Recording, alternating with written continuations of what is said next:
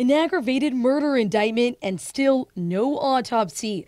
Since the start of this year, Guam has been operating without a chief medical examiner. So could this impact the government's recent homicide case in Harmon?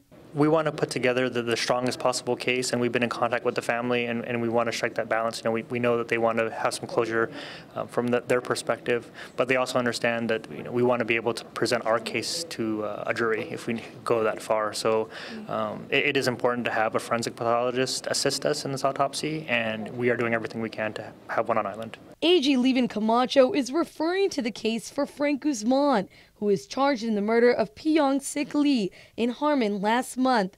The grand jury handed down the indictment, even though Lee's autopsy was never performed. The Attorney General's office says it's working with the CNMI to help secure funding. The chief medical examiner position, listed with a $200,000 minimum salary, was made vacant after Dr. Aurelio Espinola retired in January.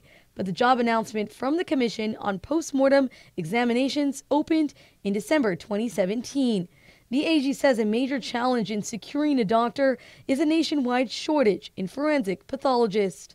Everywhere across the country, people are struggling to find medical examiners. The challenge that we have being in Guam is, it's easier if you're from the States to be able to move back and forth or to visit with family. It's a commitment to move all the way out here. Today, the commission lacked quorum. Only the Attorney General and Acting Chief of Police, Steve Ignacio, attended the meeting. Camacho says a draft contract is in the works to hire a CME, at least part-time. The second update is that we have identified interested parties to kind of be the stopgap for now and to do autopsies, forensic autopsies on a case-by-case basis.